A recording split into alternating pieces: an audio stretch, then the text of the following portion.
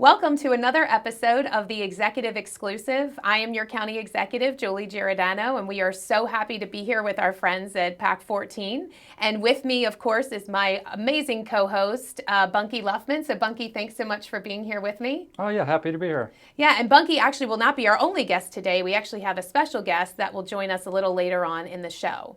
So we will go ahead and get started. We have a lot to cover today. First and foremost, we always want to update you on the litigation, and I'm going to turn it over to my co-host here. Bunky, do you want to go ahead and update the public as to where we are right now with the litigation with the county council? So the county council gave a waiver to an attorney and Mr. Wilbur, who's the county attorney's law firm. So Erica Witz is going to represent the executive's office. I believe Bob Benson is going to represent the county council, who he's filling in for Andy Mitchell. And it's basically the disagreement on the charter and what the charter says for appointments. So that was filed on Friday. Now the council will be served sort of the suit so that they can read it, respond. And then after that, it'll be in the judge's hands and we'll find out what the judge thinks. Yeah, and we're hoping for a court date. And I feel pretty confident. When we had filed the writ of mandamus, we weren't sure if we would get a court date, and then we did have a court date set. So it does seem like we are going to get at least a hearing, and then it will be decided as to how to proceed forward. So we will always keep you up to date on that. So again, we did file on Friday, and again, it's just that dispute of the charter language when it comes to the appointments. There is a lot. If you end up looking up the case file, which we obviously encourage, it's out there. The evidence, the evidentiary support is not with it. So this is just a very quick line-by-line statement of exactly what is going on and what the disagreement is. And so, as Bunky said, we will have the county council review everything, and they will go through the step-by-step process to see what they agree with, what they don't agree with, and then we will see what happens in court. So moving on from that, we had a county council meeting yesterday, and it was a pretty quick meeting. I felt like it kind of went through rather quickly. There was a little bit of discouragement when it came to the personnel board. So can you explain to the viewers exactly what the personnel board is for, what kind of position it is, and the importance of it? So the personnel board meets as needed for employee grievances, essentially. And so it is an incredibly important volunteer board that our employees need to have confidence in. So for me, the highest, we need people with a background, in business and those sorts of things. But really what you really need is someone who's really has a high character and integrity. That is really in that position, and ideally you want that in all positions, but particularly this, because that's what the employees deserve. So we put up two great candidates that have for two vacancies that we need to fill, that have that meet that qualifications, and then they also have a supporting resume as well. Right. And so we put up Barry Beecham and David Spann, both two amazing gentlemen. I'm sure somebody out there watching knows at least one of them. And I think that they would have just been two great candidates. So the county council voted in David, and they were okay with David, but they ended up voting down Barry with a 4-2 vote. And it was a little frustrating because I think all of them know Barry and know that there's not a pure definition of integrity. And I think it stirred a lot of things up in the community, which I think, I don't know. I don't know how the council's going to feel about it. I don't know what kind of phone calls will happen. But it is a little frustrating. It's hard to get volunteers in the community as it is. And then, when you have somebody like Barry Beecham, who was just a great guy, so many people love him, for him to be turned down on something like that is just really disheartening, I feel like.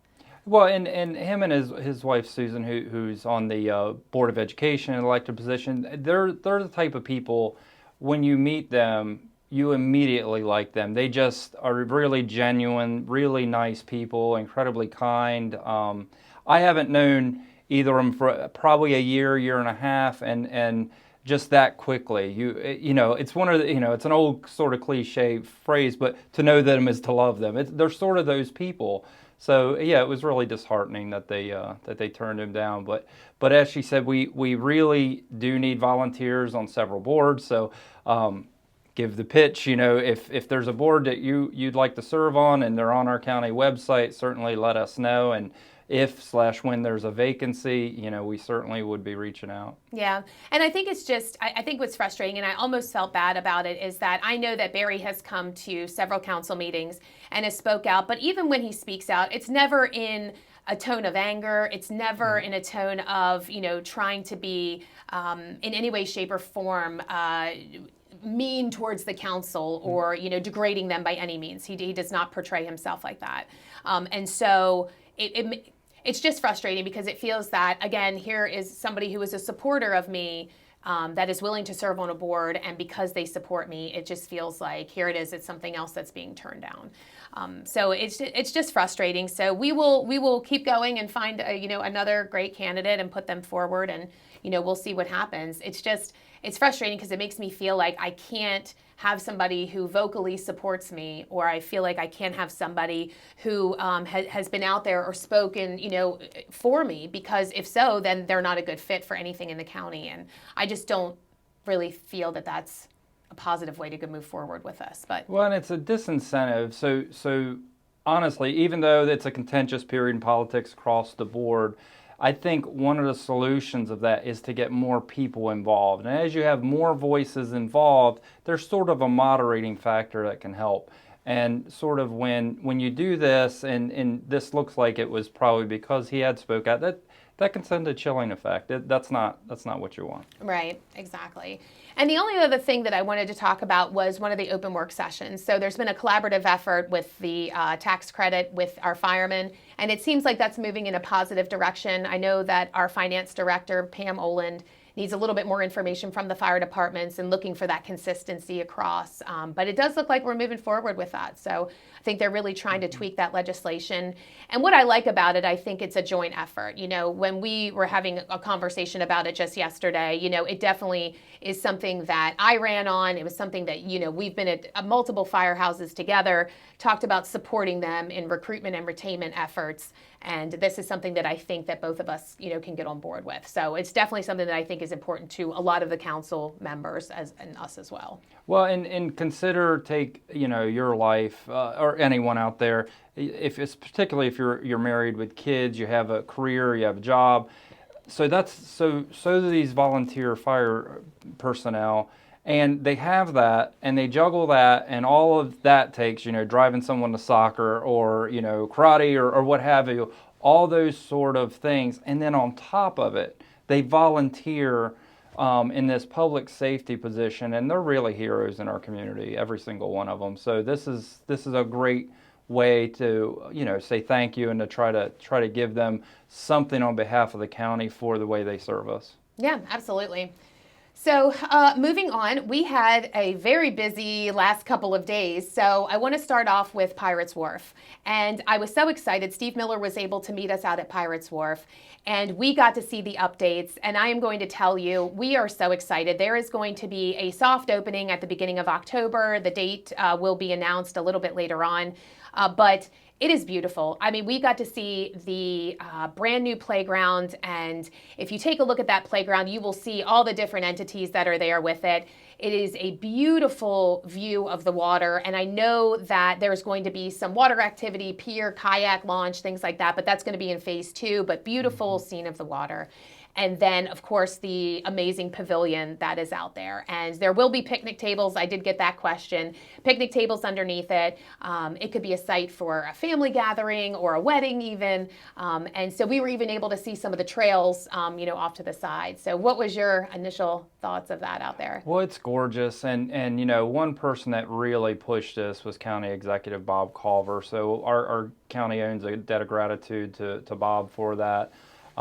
But it is absolutely a gorgeous piece of property right on the water. And sort of the number one question we've gotten, when you've posted pictures, it isn't any sort of criticism. Everyone's really excited about it. It's when will kayaks and boats and things like that So we're not going to wait to open it until we get phase 2 done, because we want there to be public access. So we're going to open it before those things happen, but those things are going to happen. Yes, absolutely. And it looks like it's going to be in the next couple weeks. So that's very exciting. There's a couple of tweaks that I think had to be done just for safety purposes out there. But I mean, yeah, it's amazing out there. And I feel like it went really quickly too. I know for the pavilion and the bathrooms, Brad Gillis's company, Gillis and Gilkerson, built that, and they did a fantastic job, and they just moved so quickly on it.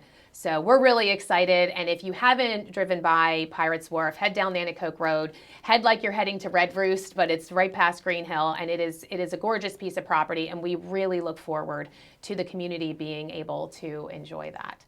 And not only did we get to tour Pirates Wharf, but we got to tour the Ross Building.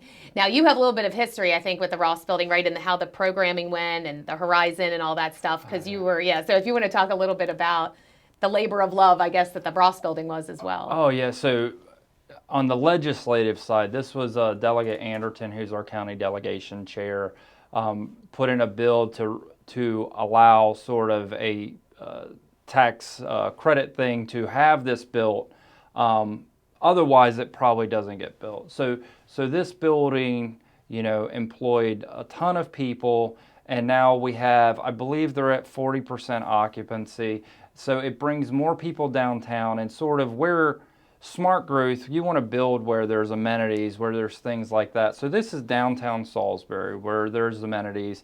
It was, Mayor Day's vision to get people downtown. This supports that, but it also, those people within walking distance, if the students that live there are going to have restaurants and all these amazing amenities that, when I was their age, I probably didn't have. So I'm kind of jealous of them a little bit. But they have a lounge at the top floor, which I believe was floor 13, that really overlooks the city, and you can see all the way down to actually where Pac 14 is. You can see all the way down by the large water tower the city has going toward Fruitland. You can see over to a bit of a mound that we have on a different side of the county that is our landfill. Yeah. So you can see that. Future ski slopes, maybe. But it's actually covered by grass where you can see it, so it just sort of looks like a mound. Right. But it's got this incredible view, and it's a great lounge area that the students are going to be able to use. We actually have one employee who's a young professional who's moved in. So yeah. And so not only Nick met us, and for those of you who don't know, Nick, and I just lost his last name. Simpson. Yeah, sorry, Nick. Nick Simpson. I got too many Nicks. That's what the problem is. Yeah. Nick Simpson took us on kind of this one-on-one, I say one-on-one, it was a 3-on-1 tour. And not only did we get to see the Sky Lounge, but we also got to see an example of what the apartments look like. And they're fully furnished, which is awesome. So you're not having to buy beds and couches and things like that. But also, we saw the gym. The gym was really cool. And we also saw that other lounge area that it seems to be the gathering for football games and things like that. And so, yeah, it is a really exciting thing for students. And so we really look forward to seeing that fill up.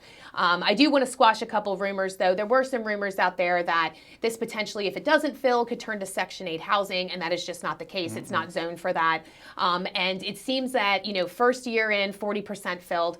I think once students really get an idea of what this is about and the amenities, like you said, that are around, I think they won't have a problem filling it. Yeah, they're right on their timeline. So when I said the amount they're filled, that's not a detriment. They always sort of knew that this is how it's going to work. And then, so you open. Of course, we have a lot of students from Salisbury University that come from out of the area, because some of the local students actually stay at their home. Like when my oldest son went there, he lived at home in Delmar.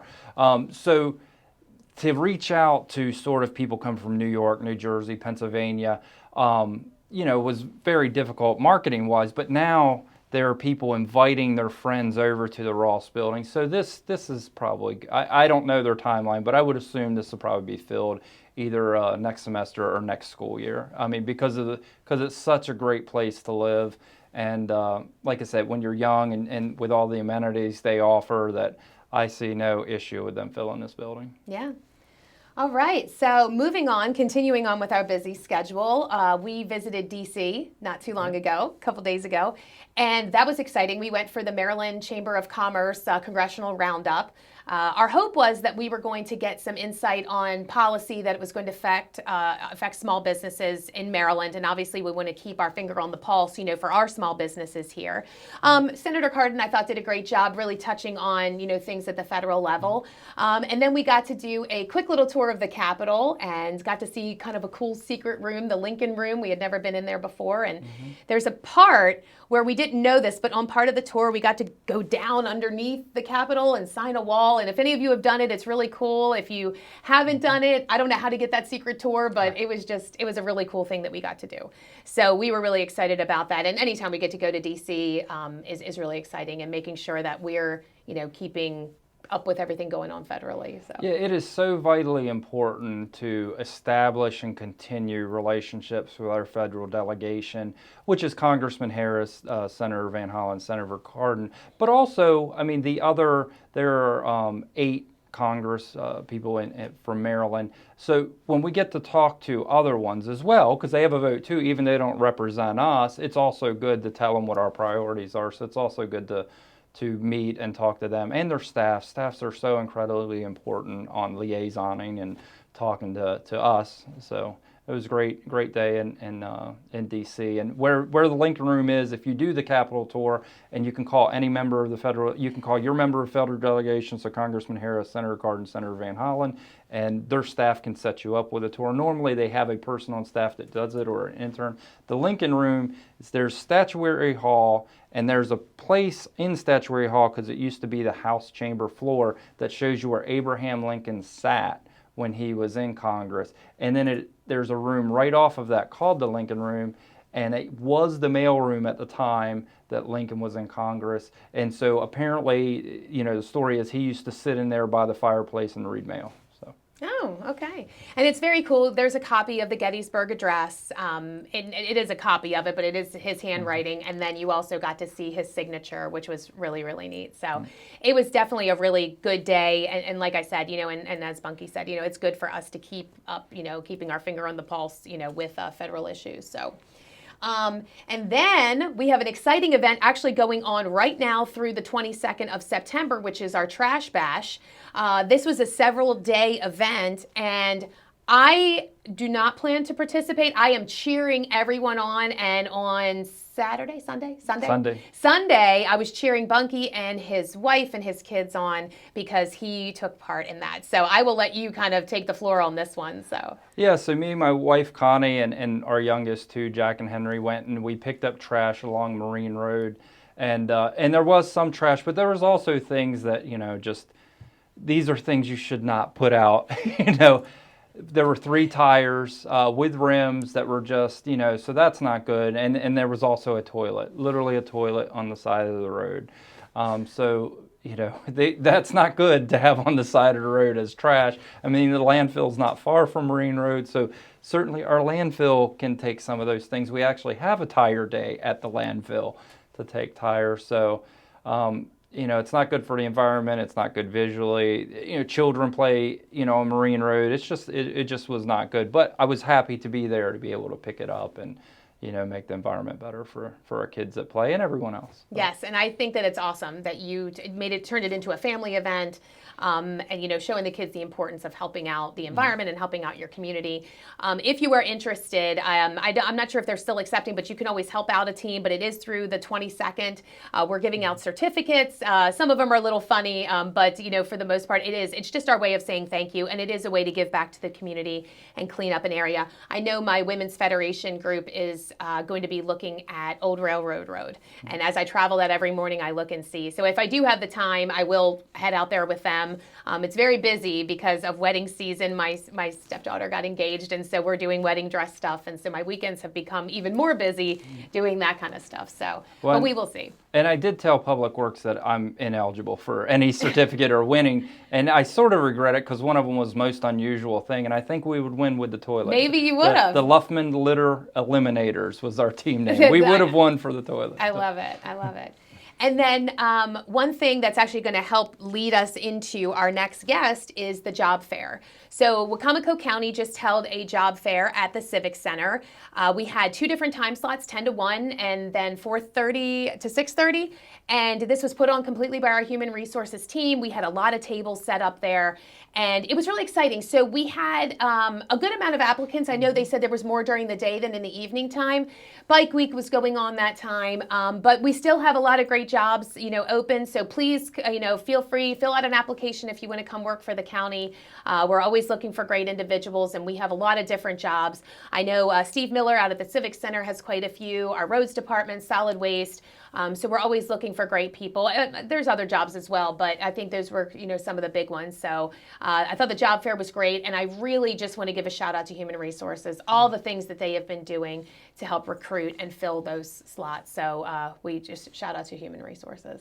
Yeah, absolutely. And 25 years ago, I worked in human resources. Those are difficult jobs, and I was a recruiter at the company as well. So that's really difficult work, but they're doing great, bringing in a lot of new talent to our county. Yeah. Well, this ends my time with Bunky, and so I really appreciate you coming on today. The job fair sort of led us into LMB. LMB is the local management board, and we have, he's been around for a little bit now, but our new LMB director, Tim Bosman, and he's going to be joining me in just a moment, so I'm going to say goodbye to Bunky. Thank you so much for coming on. Yep, till next time. That's right. All right, and now joining me is our director of LMB, Local Management Board, Tim Bosman. Tim, thank you so much for coming on the show. I really appreciate it. Yeah, thank you for having me. Yeah, so first and foremost, before we get into what LMB is doing with the making my connection to the job fair, do you want to tell us a little bit about yourself and what you were doing before and Sure. and how you ended up in Wacomico? Sure. Well, so in the county government. in my previous career, I retired in law enforcement. I ended my career serving as chief of police down in Princess Anne. And then after that, I started working for the Somerset County Local Management Board. And I did that for just about 2 years before I moved up here. Yeah, and we stole you, right? You stole me. Yeah, we yep. took you back from Somerset. So we Yeah. apologize, Danny Thompson. I'm sorry, but we had to take Tim with us. So yeah, and Tim, we're so excited that you decided to join us in Wacomico. So what are some things that LMB is either does or is working on that you would want to share out, and then we'll get into this event. Sure. So actually, a lot of people don't know what the LMB is or what we do. So we're also designated in Wacomico County as the Wacomico Partnership for Families and Children. So each county in the state of Maryland has a local management board, including Baltimore City. So the whole preface behind local management board is that they're in the best position to make local decisions on things that are in need for children, youth, and families. So we work through our board of directors to determine those priorities and what we're going to help fund programs to help make lives better for the youth and families. Every 3 to 5 years, each local management board will do a community needs assessment. And we're actually just finishing ours in Wacomico County. We're rolling out our rough draft, so to say, in October. We invite community feedback, and then we'll be formalizing it in November, and that will help going forward for the next 3 years of like what programs and services are most in need in our community and county. Yeah, and you guys dabble in a lot of different things. So I feel like every time I talk to you, it's like you're doing a little bit with like youth homelessness, or you're doing something with community outreach, or you're doing something with police accountability board. So there's a lot of things that you guys seem to dabble into. Yeah, so right now we're funding navigation services for families that are trying to navigate different services that that are provided in the county through social services, juvenile services, the health department, that kind of things. We're working on a program for ACEs, adverse childhood experiences. So we have a clinician that we fund that helps those children that are dealing with those kind of things, trauma-informed care as well. We're also funding or looking to fund a program right now for our family reentry for those families that are impacted by incarceration, and they may have a parent or a guardian getting ready to come out of incarceration, just help them transition into the family. We also do have a new Police Accountability Board coordinator that is working with all 3 of those boards, the Police Accountability Board, the Administrative Charging Committee, and the actual trial board. So she's coordinating all of them services, doing outreach in the community, educating the community what these things are. We also hired recently a supported education transition coordinator. So she's actually working with the inmates in the detention center now and help them prepare for their GED testing, and she will proctor those tests. So it's in really a nice partnership with Warwick Community College because they provide the actual GED instructors. Yeah. And so she's coordinating that and working with the inmates who are, pretty much ready to take their GED test. And then she's also following up with them, helping them with to find housing. She'll help them find work and help them prepare for interviews and that kind of stuff. Yeah. So that's a really neat. That's new this year, so that's a really neat program. Yeah, and definitely I want to talk a little bit further with you on this. Obviously not on the show, but that work piece of it. There are things that we've kind of thrown out some ideas, in certain areas that we might be able to have them, to provide, jobs Right. and things like that. So Yeah. in a couple of our departments. So we're Awesome. excited with that. So, Yeah. so going forward, so LMB, as he said, is dabbling into a lot of different things for the community. I feel like Tim and his team do a really great job. Their door is always open. So if you all have any ideas or things that you feel are needed throughout the county, not even just because it's not just Salisbury, right? I mean, No. you reach out across the county, right? Yep, it's the entire county. Right, and he's also partnering with the schools. So I feel like they're just in so many different things. So I think that their doors, I don't want to speak for you, but I feel like your door is always open for different ideas and community members coming in and talking about, the needs throughout the community. Yep. Yeah, and one thing that LMB is doing right now, and we will share this flyer with you, but this is their Dress for Success. I have actually donated some clothes to this, but if you want to go ahead and talk to community and constituents Sure. about this event, that would be great. Yeah, so for the entire month of September, we've been collecting clothes, and this is in partnership with the Wicomico Goes Purple campaign. So we're collecting interview appropriate style clothing for those people in recovery who are, looking to make the next step and find gainful employment. So these clothes will be distributed next Thursday, actually, and at the Civic Center. And those people will be able to come in, pick out like different clothes they would want to wear to an interview.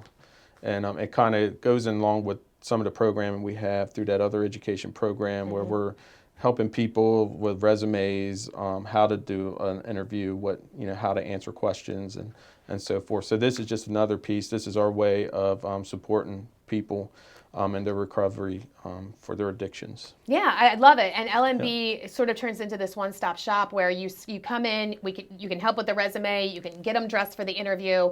Do you guys do anything interview prep-wise, like practice questions or anything like that? Yeah, so we can do that.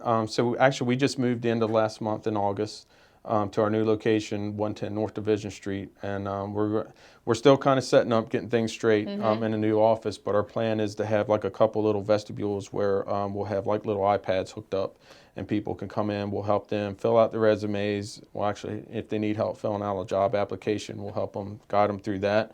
And some of that will be some coaching through our education coordinator on like how to answer questions, how to promote yourself when you're going for an interview, and especially with this program as well. Yeah, we are sad that LMB has moved across the street, but it is such an amazing space. And so literally across from the GOB, LMB is there. And it was kind of nice. The one, I won't say one positive, there's a lot of different things. It gives you all more space. It gives people more offices to kind of work out of and give everybody their own workspace. But we were able to move part of our human resources upstairs, which actually sort of works hand in hand.